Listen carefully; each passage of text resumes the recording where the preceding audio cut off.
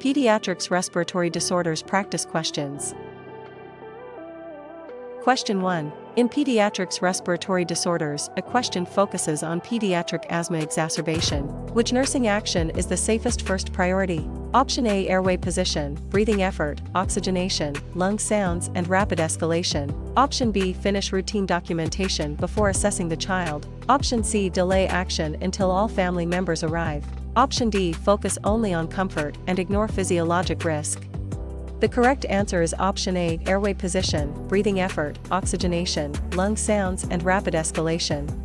Because pediatric asthma exacerbation can become dangerous when early clues are missed, the nurse begins with airway position, breathing effort, oxygenation, lung sounds, and rapid escalation. Pediatric judgment works like a lighthouse in fog, guiding the nurse toward life, safety, and rapid reassessment. Question 2. A nursing student is reviewing bronchiolitis. Which finding should be treated as most urgent? Option A: a stable child asking for a warmer blanket. Option B: stridor, silent chest, cyanosis, severe retractions, grunting, fatigue, or falling oxygen saturation. Option C: a caregiver asking about meal timing. Option D: a calm child with no change from baseline. The correct answer is option B: stridor, silent chest, cyanosis, severe retractions, grunting, fatigue, or falling oxygen saturation. Because urgent findings threaten oxygenation, circulation, neurologic status, or organ function, the nurse responds before the problem grows teeth. In pediatric care, the early warning sign is often the secret that prevents a crisis.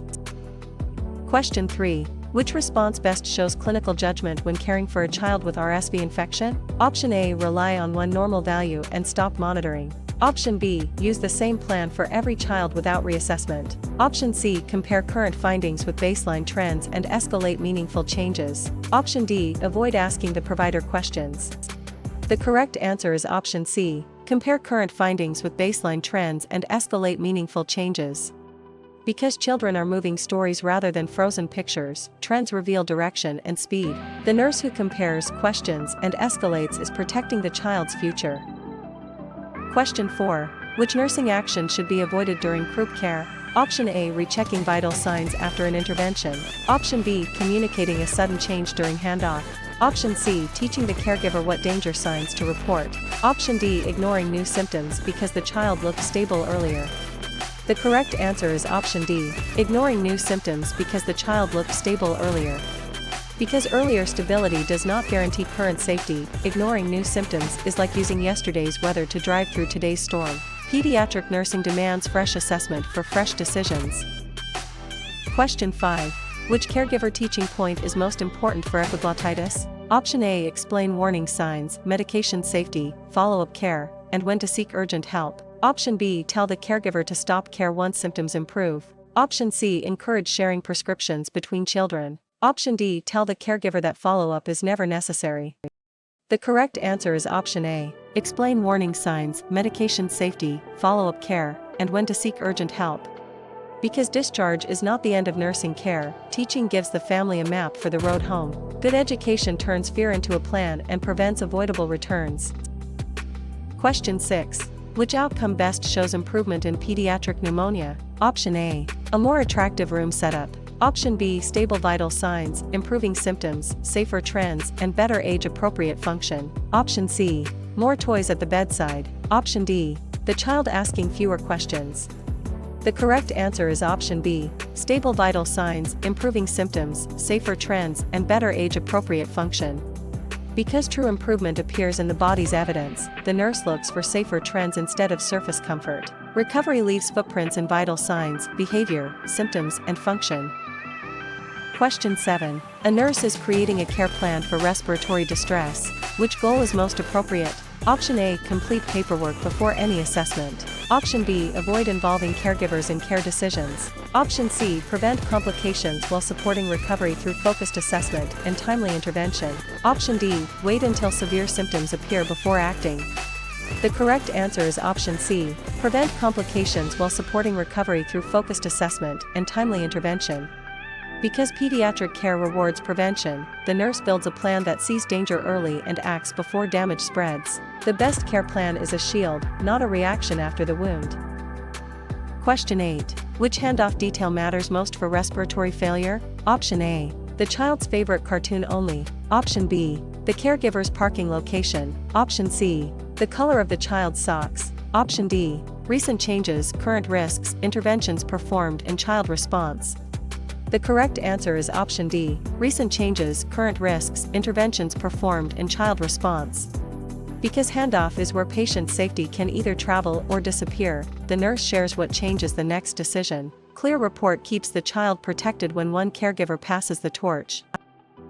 Question 9. Which action best prevents errors during oxygen therapy in children care? Option A, verify orders, weight-based dosing, contraindications, response, and concerns. Option B, assume every order is safe without checking. Option C, skip reassessment after medication administration. Option D, document a response that was not assessed. The correct answer is option A, verify orders, weight-based dosing, contraindications, response, and concerns. Because pediatric safety is built from verification and follow-through, the nurse treats each intervention as a promise that must be checked. Accuracy is not slow, it is how speed stays safe. Question 10. Which caregiver statement shows a need for more teaching about nebulizer treatment? Option A, I will ask for help if symptoms suddenly worsen. Option B, I will wait several days before reporting serious warning signs. Option C, I will give medicines exactly as explained. Option D, I will keep follow-up appointments. The correct answer is option B, I will wait several days before reporting serious warning signs. Because waiting can turn a manageable pediatric problem into an emergency, the nurse corrects any belief that delays help. The most valuable teaching is the sentence that makes the family act in time. Question 11. For inhaler and spacer teaching, which assessment should the nurse prioritize? Option A, only the child's preferred snack. Option B, only the room temperature. Option C, focused assessment of the body system at risk plus vital signs and mental status. Option D, only the time of the last visitor. The correct answer is option C, focused assessment of the body system at risk plus vital signs and mental status. Because focused assessment reveals whether the threatened system is holding or failing, the nurse gathers data that can change care. Assessment is the radar that sees danger before it reaches the bedside. Question 12. Which complication should the nurse watch for with pediatric airway obstruction? Option A, temporary boredom during hospitalization. Option B, a harmless preference for a different pillow. Option C, routine dislike of hospital food. Option D, deterioration involving breathing, perfusion, infection, hydration, bleeding, or neurologic status. The correct answer is option D, deterioration involving breathing, perfusion, infection, hydration, bleeding, or neurologic status. Because pediatric complications can spread from one system to another quickly, the nurse watches for the pattern that threatens survival. Catching the first falling domino can save the whole line. Question 13. Which delegated task is safest for an assistive team member during stridor assessment care? Option A, collect routine vital signs and report abnormal findings immediately. Option B, interpret unstable assessment changes independently. Option C, change high-risk medication doses. Option D, decide whether rapid response is needed. The correct answer is option A, collect routine vital signs and report abnormal findings immediately. Because delegation should extend the nurse's reach without handing away clinical judgment, routine data collection is appropriate when reporting rules are clear. Teamwork works best when everyone knows the danger line. Question 14. A child with wheezing assessment suddenly seems confused. What should the nurse do first? Option A, assume confusion is normal and leave the room. Option B, assess oxygenation, perfusion, glucose risk, medication effects, and neurologic status. Option C, wait until the next shift to reassess. Option D, offer entertainment before checking safety. The correct answer is option B, assess oxygenation, perfusion, glucose risk, medication effects, and neurologic status. Because new confusion can be the brain reporting poor oxygen, low perfusion, infection, or metabolic trouble, the nurse treats it as a clinical alarm. The mind often speaks for the body before the body collapses. Question 15.